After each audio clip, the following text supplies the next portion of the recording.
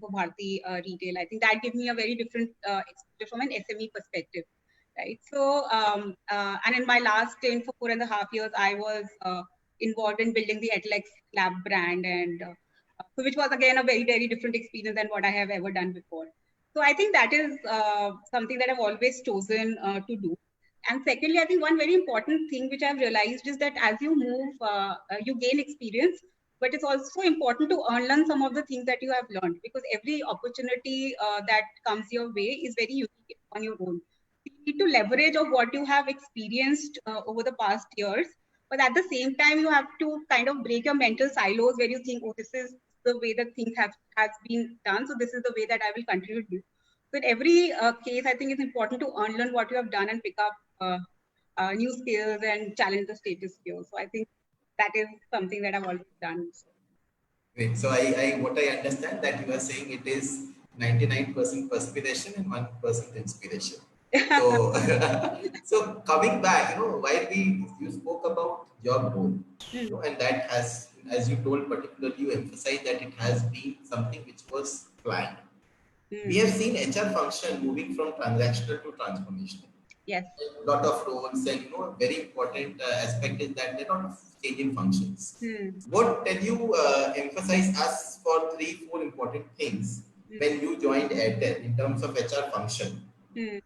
In the respect of career building, because every organization has their own challenges, own opportunities, and own funds, because any transformation requires a lot of investment as well. Yeah. But here, my question is specific to career building of HR people. We have a lot of HR people who are watching this live, a lot of HR leaders. Everybody have their own history. Yeah. So, what do you think 3-4 things which is very important to do in a part of a CHRO journey? So I think the biggest thing which is understanding the business, right? And when I say that understanding the business, it means that most of the thing that you do as an HR professional, big transformation project, has to be linked back how it's going to impact the business. And when I say business, it means, of course, the productivity, revenue, etc., but also the people that you work with. Right? So I think that balancing act is something that you always have to maintain.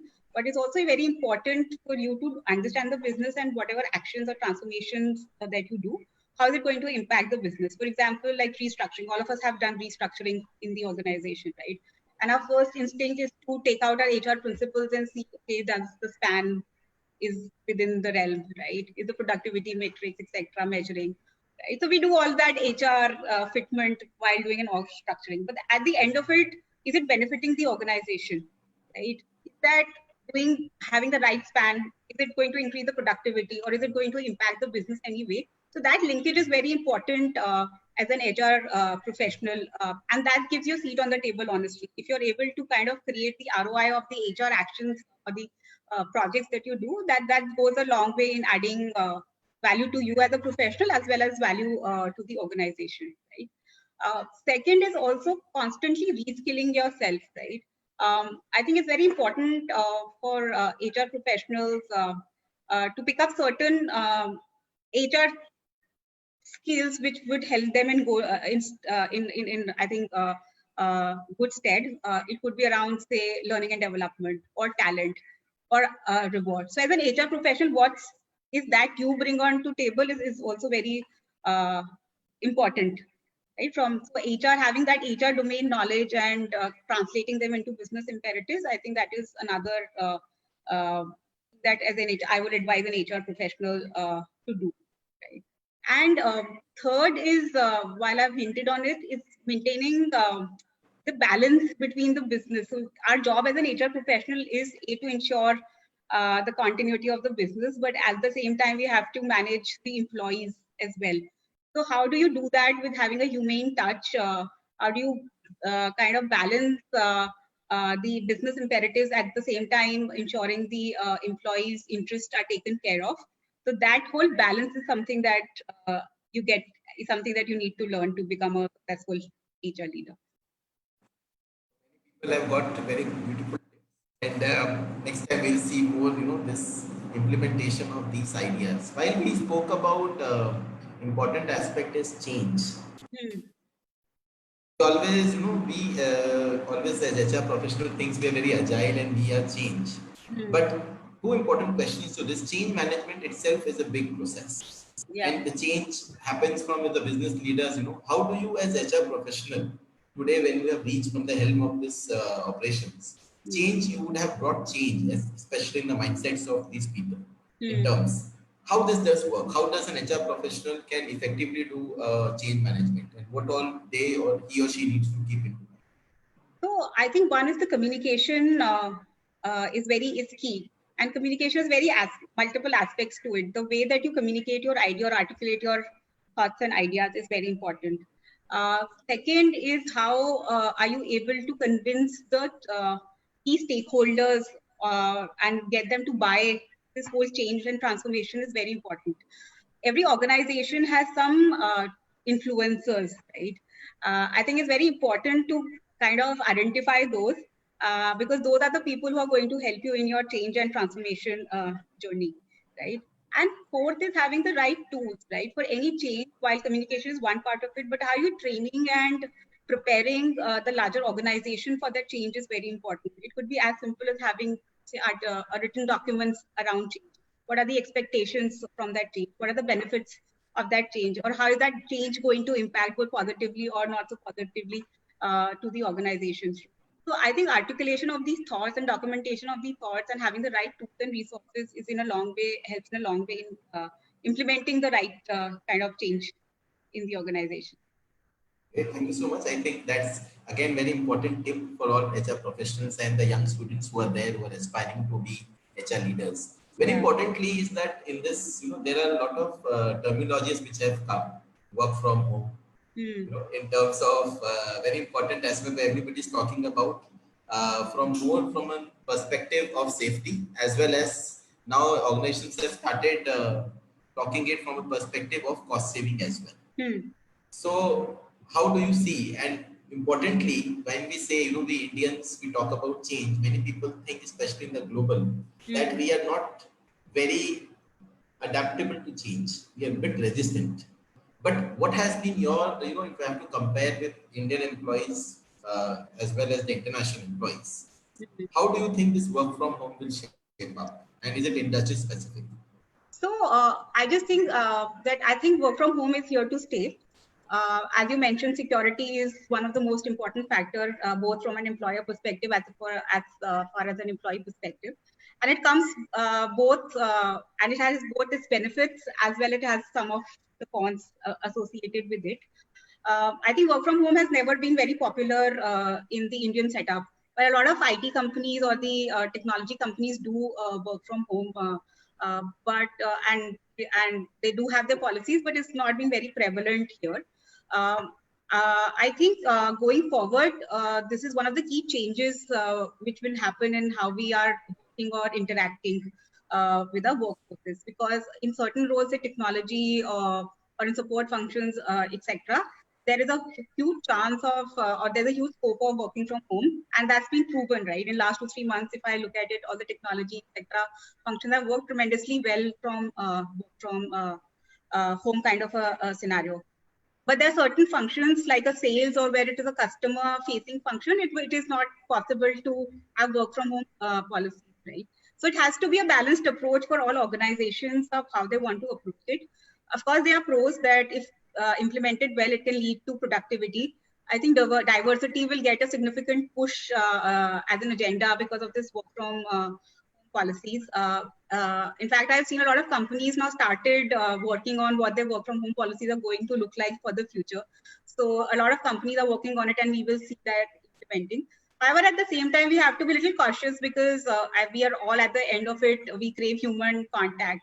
So I mean, how and brainstorming, innovation, collaboration, a lot of it come from by sitting with people, chatting, having a whiteboard discussion, etc. Also, we have seen a lot of anxiety and social. I think one of the cons is having a lot of anxiety amongst people when they are 24/7 at home and not being able to go to office, right? So those are some of the issues which will come out of the work from home, and how we deal with it. It's something that we have to manage. Will it be permanent? I don't know about it. I can't comment. I don't think so, honestly. But yeah, for the longest, for some time now, we will see that it work from home will become a very prevalent practice. In terms of coming back to industries, specifically now, there are two segments of industries which have divided. While we were talking discussion with business leaders, so pharma, telecom, e-commerce, your FMCG, retail, have been on one side who have got a boost.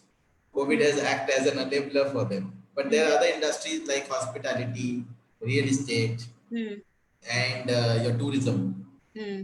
And so all these segments have been taken a setback. How do you think as HR people, specifically in varied industries, because though they keep working in various industries, the domain knowledge and the way of action remains the same. So whatever a Mallika will do in Airtel, we are most probably that X person will do in that company.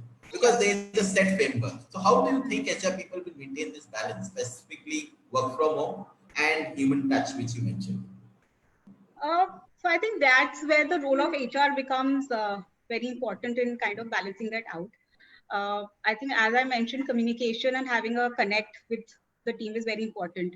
And in fact, I have seen the connects have increased due to work from home because now you have daily huddles, you will have daily leadership connects, you will have probably a weekly town hall where the CEO will come and address the larger population. So I think the connect from the leadership and the organization has increased. A lot of time we've also seen having virtual social bonding over Zoom. So we have these virtual team meetings, team games, competitions, etc., which comes into play. Third is also the focus is now shifting on the mental well-being of employees. How do we kind of address that? So you see a lot of well-being seminars, etc., which are being done there, and this is something which has which was a issue also, but we never addressed that. But I think mental well-being as a concept is now increasingly becoming a part of the HR engagement agenda.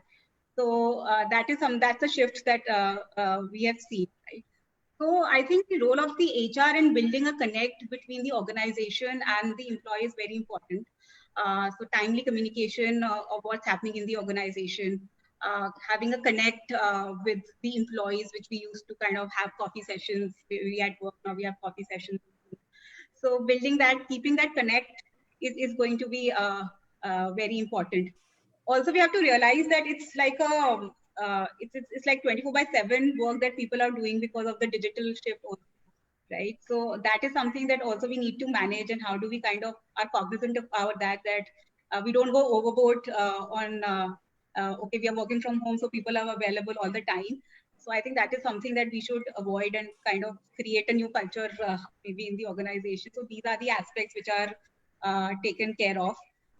So I think it has to be a very, very interesting times for HR, because we're also learning, right? Because I mean, when this whole concept started, the COVID started, it was a health crisis, and has now evolved into a people crisis for us, because till sometime now we were kind of creating a blueprint of work from home. Now we are creating a blueprint of now lockdown is over, so how can people come back to work, or how can we kind of make work from home more effective, etc. So these are also some of the things that we have also never kind of thought about, or we've never delved into these things. We are also learning as the situation is also evolving. So I think it's a very interesting time, and the role of HR has never been important as it's today in kind of balancing those things out. You have a lot of boost to us that we are still very important. While I see work from home question came, and we see a lot of participants being proactively. So another point which I would like to mention simultaneously before we move ahead is that one of our participant, Ms. Ruby, mentioned is another place of work. Let us rename it as a place of work.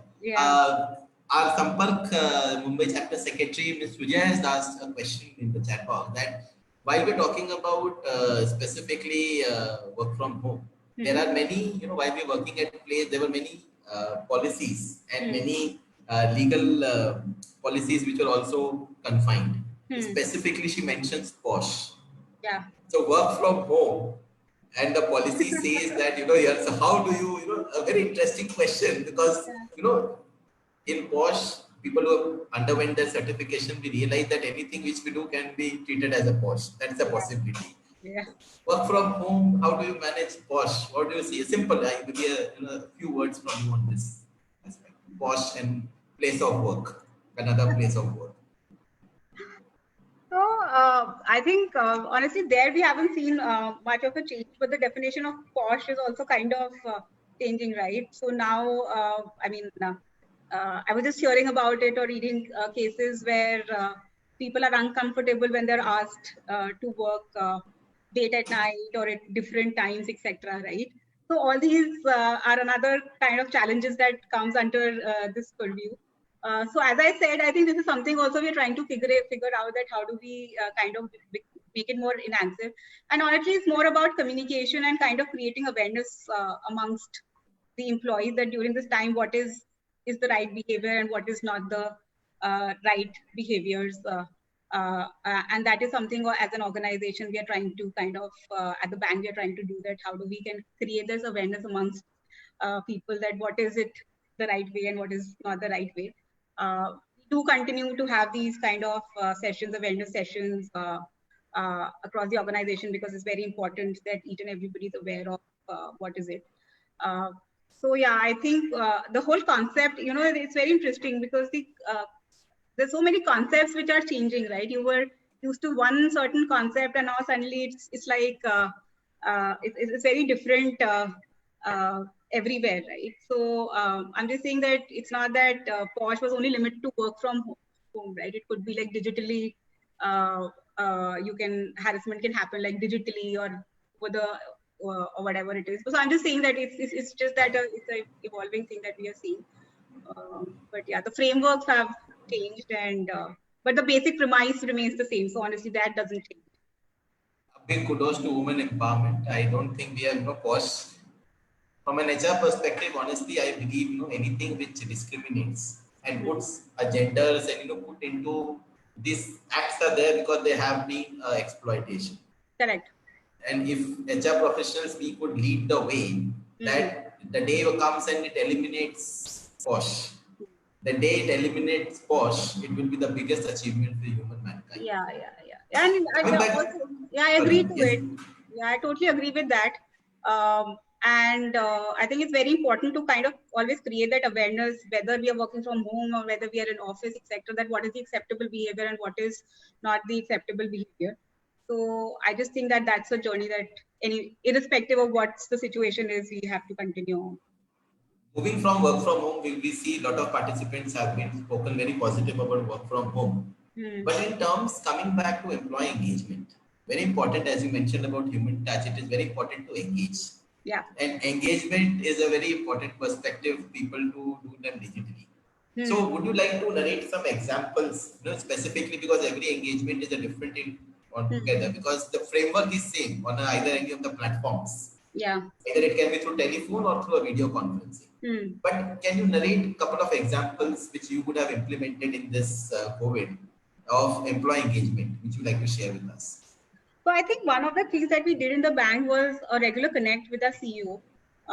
So we used to, when the lockdown started, every 10 days we used to have one connect session, an hour connect session with the CEO, where he used to talk about the organization, about the bank, and it was very interactive because while he probably would speak for 15-20 minutes, rest 40-50 minutes was on the Q&A of what is going through people's mind. And it used to be a very candid kind of a conversation where people were free to ask whatever they feel.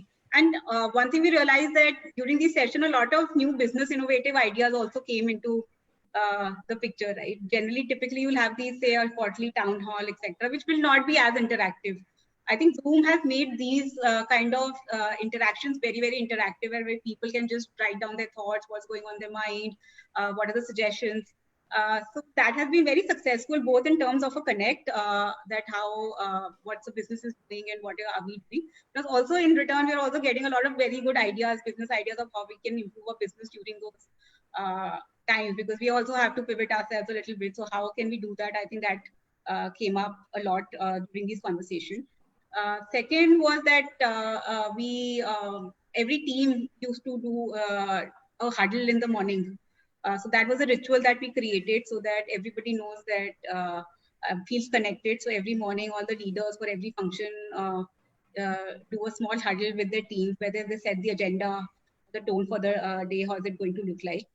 So that kind of helps in setting up the priorities of what the work is going to do, and also kind of have a connect with the employees of what's going through their mind, because these are anxious times. So everybody's worried about the safety, everybody is worried about the job, etc. So I think those connects are very important in assuaging those anxieties. And fourth and third, we also do some kind of virtual activities or contests that we keep on running, like work from home, show your work from home skills, or some videos about how you're managing the work or actually doing work at home. So we do some virtual activities and having, say, a Tangola kind of a session for the larger population. So those are some of the virtual team activities that we are also doing. So I think so we've been able to have a good cadence or rhythm of communication across the organization. That was very important tip, and we all have taken a note of that. So next time we will also try to, many of us will go back and implement that as well in our operations. Is specifically in terms now, if we move on from engagement to recruitment. Talent acquisition is a very important aspect. Yes. As I narrated, some industries, are hiring. We could see their job openings in the market, and some of them, we hear about job cuts or this. As an HR leader, specifically when these decisions have to be taken either in the organization or any organization, how do you feel? At this point, many of us who are HR leaders will have to undergo this. And I understand, if this, even that simple communication of no increase in pay, no appraisals, even that communication to any individual and any employee is very difficult. As HR leader, how do you, create that aura? How do you create that tempo that the discussion can flow down seamlessly and organizations take? Because last time we had CEO of Polaris, and Mr. Pankaj Dubey, and he mentioned that if an employee gracefully accepts an exit, that for his small sacrifice, the company is benefited for a larger cause. That is, the HR, if they, without grant, they accept this, for me, that's my HR expectation. How do you do that? So expectation is set by a CEO. How do you do that? Without a grant, an employee, a last mile employee is happy, and if he has to take this decision, he accepts it gracefully. So I think one is the whole, I think transparency becomes very important when you are doing such restructuring. See, honestly, all these restructuring and discussions are tough on HR professionals as well, because I think they are also, it is tough for anybody to have these discussions. So I think it's very important to set the right context and be transparent and upfront with the employees of what is it going to happen in the organization. Right. So if suddenly one day you come and tell them you don't have any jobs without setting up a context, that will never go well within an organization. It is very important to set the right context, and we have a constant channel of communication with the employees of what's happening in the organization, and giving them the right rationale of why we are doing this. Right. So I think having those basics in place helps employees a long way. And second is also how empathetic you are in having those conversations. That also plays a long way in in making an employee feel, because these people have been part of the organization for so long, and when for whatever reasons they have to part with the organization, it's very important to maintain the dignity of that person, right? So as an HR, our job is very, very important, that how do we kind of have those communications in a very empathetic way. The other employee might be frustrated, they will want to rant, they want to rave, they want to do whatever. But it's, as an HR professional, very important for us to maintain our cool, be empathetic at every touch point with the employee, and also be assertive in parting on the message which needs to be given to them. Right? So I think that works in 99% of the situation. Of course, there'll be tough conversations which happens all the time, but I think if you're open with the employees of the rationale behind it, if you're transparent in how we are doing it, and if we have empathy there, I think it works. So, you spoke about the really moving from human touch, which you touched initially and mentioned. Yeah. What we are able to understand it in each action specifically has to have that component. We are dealing with people and they have emotions and we need to be very empathetic on them. Right. Leading question to this is that very important that while we take crucial decisions on people, how do you prepare yourself? Suppose today you have to take such a decision, and this is there, or maybe it can be any. So I am talking about cases which are not controversial in terms of health, bulky, or whatever it is. Yeah. But when these kind of decisions, how do you prepare yourself? It is emotionally also very draining. Yeah. So I think it's emotionally, they are very draining conversations, right? I mean, it's not so while, your employee sitting opposite thinks that it's an easy one for HR, but for HR, I think it's equally very tough when you're having those conversations. But you also have to understand this part of your job, and you have to do it in a way that you're meeting the organization expectation as well as you're being fair to the person who's sitting in front of, right? So I personally kind of try to disassociate myself with the emotions when I'm having that conversation while having the empathy for the person. But at the same time, I try not to show too much of my emotions to the other person, because you need the other person to be, while the person is going through their own emotional turmoil, you need one person who can be firmly guide them through the entire process. So I think you need to at times emotionally detach yourself also from the whole process when the process is going on. Of course, afterwards, you come back home, you feel what you feel. But when the entire process is going on, it's very important to emotionally detach yourself and realize that it's something that it's part of the job which has to be done no matter how hard it is. But you can just be, as I said, I think be empathetic or be humane about it. I think that is something you can make sure of, but yeah. Your answer reminds me of one of the posters which said that HR is your lawyer, HR is your hair. There was a poster where what all HR does. Yeah, so I was reading somewhere that HR nowadays has become it's an HR, it's a strategist, it's a coach, it's a mentor, it's an advisor, it's a therapist. I think the multiple HR hats that every individual has to don nowadays. While adding to this, while we have over the decades, it's passed out from IIT Ghaziabad as well. So while I have seen a lot of HR leaders, we have Pramod also with us. We keep learning from them. We have a lot of HR leaders where we learn. So one thing which we have exactly come back and said, we are not dealing with machines.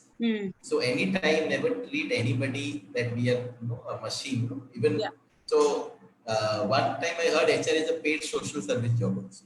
That you are paid. Coming back to this, leading is, so as we spoke about change, we spoke about empathy. Now we talked about in terms of HR role. HR role in digital organization has become very important. In terms of, so two questions linked to this. While we embrace change in terms of digitalization, how do you think HR role, because most of the people come back and we have a discussion while we sit over a cup of coffee, that we take this proposal to our CEOs and CEOs look at it, ask 100 questions and then looks at his calculator and says, let us sleep over it and come over next day. So most of the HR proposals undergo like government files, which require. How do you feel, what would be the correct approach? Because I'm not asking you a solution that this solution can be for this function or this company, but I'm taking for a holistic, how does the HR approach should be for digital? Because it comes with a cost. My CEO, previous CEO used to say HR and safety, whenever they open mouth, they are like ATM machines. So they will always come and ask for money. How do you do that? How do you advise the HR professionals to See, as I said earlier, as I mentioned, one of the key skills that HR people have to learn is to understand the business and how what you do is going to impact the business. And the third aspect is that you have to present or articulate your thoughts in a way that that impact is getting articulated very clearly. Right? In digital, honestly, when I talk about digital, or for example, like if somebody wants to say that this is, for example, as a HRMS tool, right? I want to invest in that tool. This is the cost that is associated with that, and this is the money that I am going to do, right? So I think one easiest approach is to say, yeah, all the world is doing, we also need to go digital, we also need to work that way, and this is the most efficient way to do that, right? And second is to tell them at how many number of man hours are we going to reduce if we are going to do that, right? How much cost are we going to save if we are able to transition to the system? How much time a person, for example, like a simple form a person needs to fill manually will take 5 hours, but through the system it can be done in an hour. So that is the time that I'm going to save for an employee. Right? So if you're able to articulate and kind of tell the ROI of that idea that you have, be it in a cost manner, be in a productive manner, be in productivity manner, or be it in even in the employee engagement or morale manner. So whatever manner you can articulate the ROI of that model, I think it always helps in the organization, right? And with digital, it's easier to do because you can always say that I mean, it's easier to calculate that ROI because that will ultimately impact in the productivity that a person is going to do, or it's going to impact the cost of the overall organization in the long run, right? So I think it is very important, to understand the business. Also, I think one very key point is that you have to align your ideas to the business priorities, right? So whatever you are thinking, if it is not the business priority, then that idea is not the most optimum idea because you're not serving the larger purpose of the organization. So when you're crafting your thoughts and idea, you have to understand what are the business priorities and you have to align your ideas around it. And I think if in most of the cases, if your HR agenda is aligned to the business agenda, I think it's a easy win-win for everybody. So it's Thank very you so much. I important. think Yeah. that was absolutely, and another to add this, last time the CEO also told Mr. Pankaj Dubey that whenever you go to the cabin, you need to check the weather of the room also with any proposal. So you just cannot walk in. You have to see what is the weather, and you have to walk in with that. Coming back to this, it is very important that current situation, some companies which are hiring, and there are a lot of people, there is a ready pool available in terms of hiring. So there is hiring going on in many of the required organizations. How do you think, in terms this hiring pool has to be, it is available to us? How do you think, we can create as a central pool? And the leading question is most of the HR professionals who are working in different companies, how can we collaborate together? If you have any, I know this is just a thought which came to my mind, that if we collaborate something, as a creating a central pool, because we generally work for our organizations. If we as HR professionals, when we, talk about our unity and lot of HR conclaves, seminars, whatever is you open, anything is all about HR. Yeah. So how do HR people can leverage their contacts and this and create this center pool for recruitment? If you can throw any idea. That's a very interesting idea and thought because informally do it at our own level, right? So each of us in the organization, if we feel that there are some of the good people that we have and we don't have a role, so we reach out to our other colleagues in the organization to see if they can fit in, and vice versa, right? So we do that informally a lot with our networks, etc. And recently now I've started seeing a lot of these kind of posts on the LinkedIn as well, that individuals post that on LinkedIn, and which is a very good medium for people to see. But I think maybe in this, the organization like yours could play an important role because you have a network of good professionals. So wherein once in a month, etc., you can all connect and see that what are some of the practices which are happening in the organization. What are some of the areas where we can partner or help each other, especially as you mentioned in the areas of recruitment or kind of placing our talent or getting the good talent from the other organization. I think having a formal idea is a very good one, and but informally, I think all of us do in our own capacity with whatever we can. I only understood that I have got additional work from coming from a CHRO. Somebody has handed me over, So that's the beauty of last time we had discussion with, So that's the beauty of a leadership.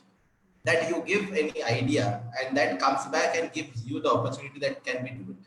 Yeah. So you do it. So very important part of leadership which is there, coming back. It's also a very important, somebody has asked in the chat box while we, I'm incorporating all the questions with the participants are putting. How do you overcome the communication barrier for the remote employees? So as I mentioned, I think it's very important to set up a cadence or a rhythm of the communication to the employees. Because if you don't have that, and if you're having like one conversation, say once in the month or once in 15 days, it doesn't, it'll be counterintuitive. Right? So if you have a cadence of how the interactions and communications are going to happen, I think that really helps. So whether you say that every week I will connect with all my teams are working remotely. The frequency can be decided basis, of course, the organization structure or the urgency which is there. But it's very important to have a fixed cadence or the rhythm of how you want to communicate and what is it that you want to communicate. So, I mean, if it's in HR, if I am doing a communication, right? So maybe I will do one cadence with my new joinees. I will do one cadence with, say, a set of people who completed 1 year in the organization, etc. I'll set up the cadence with that, with those employees. It's easier to do when you're sitting in the same office, but maybe with remote people, I will probably set up that kind of a cadence. If I have my reportees who are working in different locations, I'll probably probably try to meet them, say, once in 2 days or every day to just set up a rhythm. So depending on how you want to do it, it's very important to structure that whole piece, decide on what is the cadence of the communication and what is it that you want to communicate. That's very important, and I hope that answers question. We have another question from our participant KV. In recruitment companies, e-recruitment or e-onboarding, the legal obligation side, how do you get it? Offer letter is not signed physically. So we do digital. So digital signature is something that can be used for these purposes. So I think most of the organizations, etc., all the systems and tools will allow you to have a digital signature. Also, 2 questions which have come to my personal chat box, and they have in terms we have Pramod sir has asked a question, and I'll put before I go back. So he has asked that your perspective on HR stand today in continuum of service provider partner, specifically an internal resource. While we in these terms of people matters by business, we generally go for a lot of consulting. So a lot of HR leaders, after a period of time, and they have done a professional, they come back as the guidance experts for many organizations. Okay. In terms of as a retainership or starting up their own firm. How do you feel their utilization for a company perspective? Because as a CHRO, when we look at it, so most of the CHROs, so I will simplify these questions for the larger audience, that most of the CHROs after their career span, whatever they have contributed largely for the economic and the organization, they either become partners or they move into academics. How do you see that? I know it is too young to ask your question, but still maybe your perspective of that. So I think we have these kind of experiences. I think it depends on the kind of projects or the work that you have in the organization, because at times you do have some projects and assignment where you need, which is probably not a full-time work or a job, but you still need some kind of advice or guidance from people who have gone through that journey and can help you set up some part of that journey for you, right? So I think it depends on the case-to-case basis. I think as I think we would be very open. I mean, I would personally be very open to such kind of partners and people who have worked with us in the past and who can leverage that experience to help us in the future. But of course, that will depend on what kind of projects and work that we have in mind. So I think it will totally depend on the context of what we are looking at. Great. So there is so Professor is asking in terms that, so we'll take that another question which has come. So very important, I find this question a bit amusing, but still I will ask. People resemblance HR heads with their age, maybe some of the gray hairs. So what challenge do you face? Somebody has asked me that becoming a CHRO, do people come back because of the position? How do you create that respect? Because when people, you're in the boardroom and you are one of the youngest members of that, how do you put your point through that? How does it get done? I think it is very important to establish your credibility when you take up, and that's not even, and that I would say it's applied to every role that you do. It's very important to establish your credibility. And credibility will only come when you have kind of delivered something which is very important to the business or which is in the business priority, right? So I think so one is that you should always not take the position for granted that because you're at a certain position, so people will start automatically respecting you. It's very important to establish your credibility by actually delivering something which people see as value. And it's not only about talking about the right thing, etc., but actually going and delivering that value to the business. So the first thing when I would probably just pick up 1 or 2 key projects, which is the most critical to the business and deliver that. Right? Only after that I can probably say that I build my credibility and people will listen to me. Otherwise, if I've not done anything or not established anything, why will the other? That's the basic premise that I always go with, is to first build your credibility.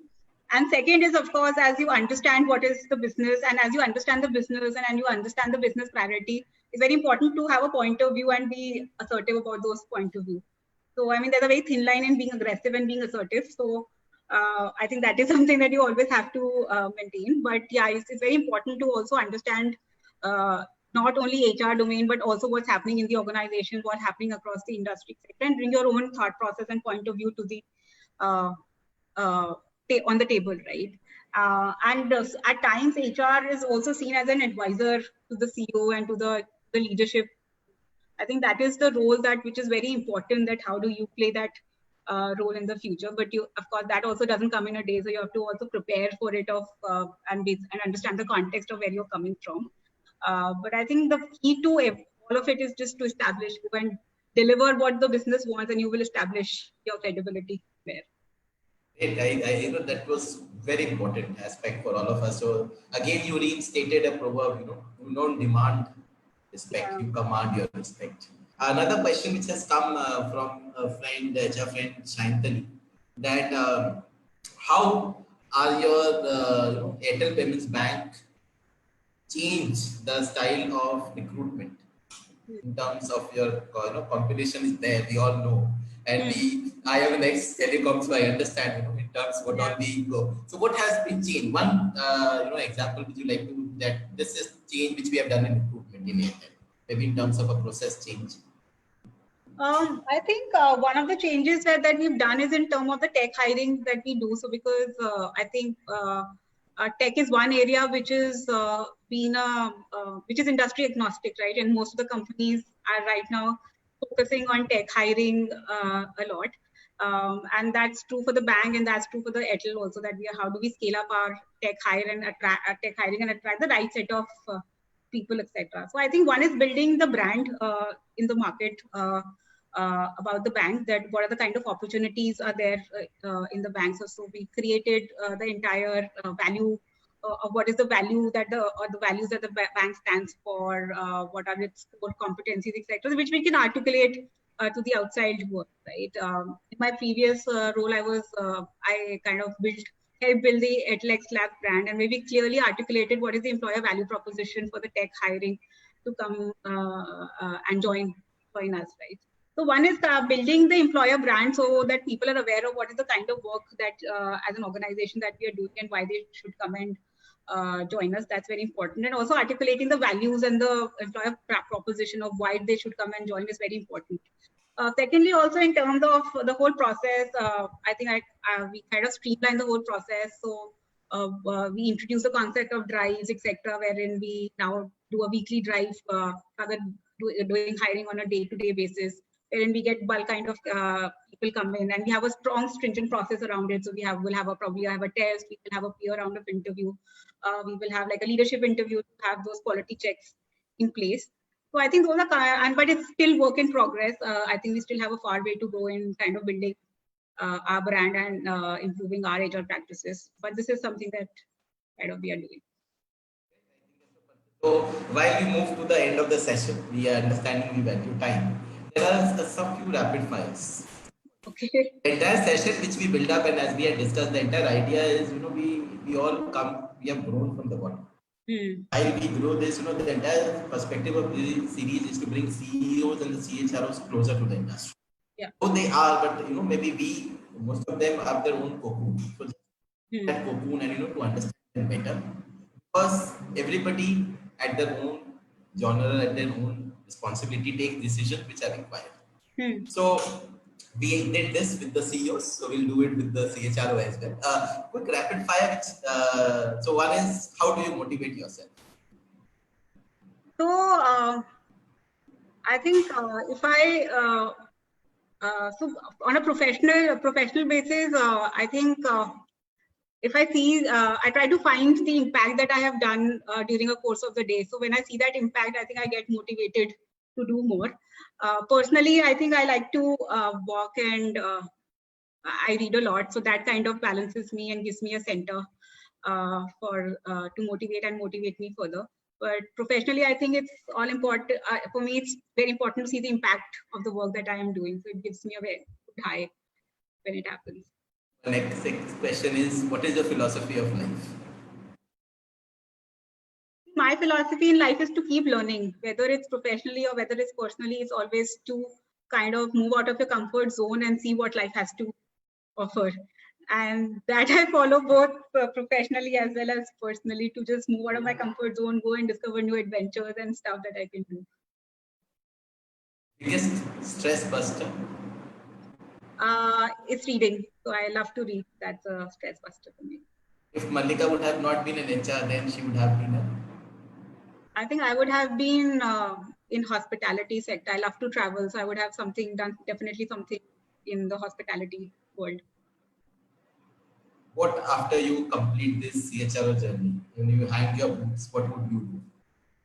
So I think I have a long journey to go here, and I think once when I complete that, I would love to go into academics or probably, as you mentioned, that either you go into academics or be a advisor or a practitioner. So I think academics is something that I would like to try. I have said because my the industry leaders have shown that, so that's what we are following the legacy. Yeah. Last question, which has is more from your personal perspective. We HR professionals are very focused in our job roles, specifically HR domain. In the need of the hour, if there are opportunities in operations, do you feel that people should move into and take up that opportunity, at least for an interim period? See, I think it depends on what the people want to do and want to do in their lives, right? I think it's always, and I have seen this, that it makes you a better professional if you have some experience of the operations or the business. Right? And if you have that opportunity in the interim, I think every person, and if you want to do it, you should raise up your hands to take this opportunity, because it will make you a well-rounded professional, because you would have seen the other side of the table. So as I said, and for me personally, as I mentioned, it's always, I always look at it moving out of doing something different. So if there's an opportunity and people are up for it, they should definitely raise their hands. Okay, then one very personal question, favorite food. We always ask it because HR people, so what is your favorite food? Italian, so pasta is my favorite dish. Great. Last two questions before we end this. This is for a youngster who will be taking a pattern of, so the young people, the students who are there. Two questions for them. One, how do you advise the young students who have been affected due to COVID and the campusing has not happened? And also, what are the key important things which the students should keep in mind going from here, so that they build up a very nice career, in terms of a successful career? See, I know it's been very tough times for students, but we've seen that in the past also, when we had 2009 crisis, when we had 2002 crisis, when while it was not as widespread as this is, but I mean, people, there were students who were going through the same dilemma, and today they have rocking careers. So I think for students, I would just suggest that this is, of course, not the end of the world. It's just a small blip in the larger life, career, or lifespan that we have. So my advice, one, would be to be very resilient and be patient on the current situation. Secondly, just connect to your alumni, just connect to people on LinkedIn and whoever they feel that they can help out. So they should not be shy in reaching out to people that I don't know this person, how can I reach out? So I think that should just take help of the alumni, reach out to people they can to see if there are other opportunities. Thirdly, also at times when we join campuses, we have this set in our head that these are the companies that we want to join, these are the kind of work that we want to pick up. So I won't say compromise, but I will definitely say that be flexible in terms of what you want to do, because you never know what you pick up can be something that you really enjoy and you want to do. So just be flexible in terms of, and not be very set in terms of what you want to do or what you don't want to do. Be flexible. Also pick up some kind of opportunities for say projects, etc. across organizations. They might be having some interesting projects which might not be a long-term assignment, but could be very valuable in terms of picking up the right skills and the experiences which can help these students further. Great. I think that is a very important piece of advice, and while I was talking to you, I'm getting personal messages. This we would have never known a CHRO so better. That is what I got a tagline. And while we, the discussion entire, I just looked at the time. We have completed an hour. We are closing, about to close this session. This has been one of the very interesting discussions, specifically when it comes from alma mater, from the same institute or coming from the same industry. And how you have narrated one thing which I would like. HR is the most simplest things of all. Let us not complicate it. Yeah. And I asked really some of the very difficult questions, but the way you handle them, it shows that you make it very simple, and that's very important aspect here. We have tried to answer all the questions, whatever was there in the chat box, and also we tried to touch everybody. The entire field of this session is not about to discuss any topic, but to know the person whom we look up to much better, and that becomes a leading way. I again thank Ms. Tanya and my dear friend Shefali for helping us to bring this, and a big thank you to you. Team Sampark is extremely honored to have you with us, and one of the discussions while the series we will continue and we'll bring more CHROs. One important takeaway which I understand is that we have the images in mind, and when we go back, if we follow the same principle, we can shatter those images and we can see a clear picture of people's perspective. One personal question before I end, I would like you to answer. What is your motto of life? What do you say? If you have to describe in one word, what do you say? Life. I think always be passionate about what you're doing. That is very important in life. So when you lose passion, I think you just lose every will to do whatever you want to do. So just keep up the passion alive in whatever you do, and also realize that there's going to be ups and downs in life and ups and downs in the career. But it's important that never let go based off an opportunity, because crisis in itself is an opportunity, can be an opportunity if you choose it to be. So I think that is something that which each of one, I would leave this thought with every one of us, because I think everybody is going through anxious time, be it about the safety of of themselves or their loved ones, or anxiousness about the jobs or the industry in general, because you read the papers, you read the news, you're just always hearing about the things that are going in the world. So it's very important to take care, be kind to yourself, take care of yourself, and just hope that, and we all hope that it will pass. So much, Malika, for your precious time, and we are truly again, we are really, this 1 hour was an engaged learning session which might not come in the couple of years which we spent. We got a synopsis of your entire journey, and Team Sampark and Young Minds really thank you from bottom of our heart for your taking time out and giving us that opportunity to learn. Thank you, Ashish. Thank you, Ashish and Shefali, for this opportunity. Really love. Thank you so much, Shefali. Thank you, Namaste, and thank you so much. Be safe. Thank you. Thanks. Ashish, before I end, can I request for a picture, because we would have the honor of having a picture with the CHRO and with you. Done, definitely. So if all of us can come on a video, we would have a lovely picture, and I'll post it at LinkedIn. We'll just wait for 10 more seconds, and then we'll have the picture.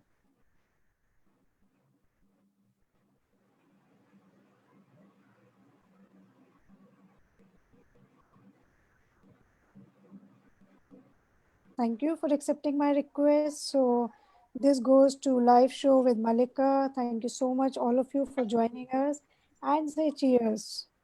Thank you so much, Malika. Thanks so much. Wow. Thank you so much. Thank you. Bye.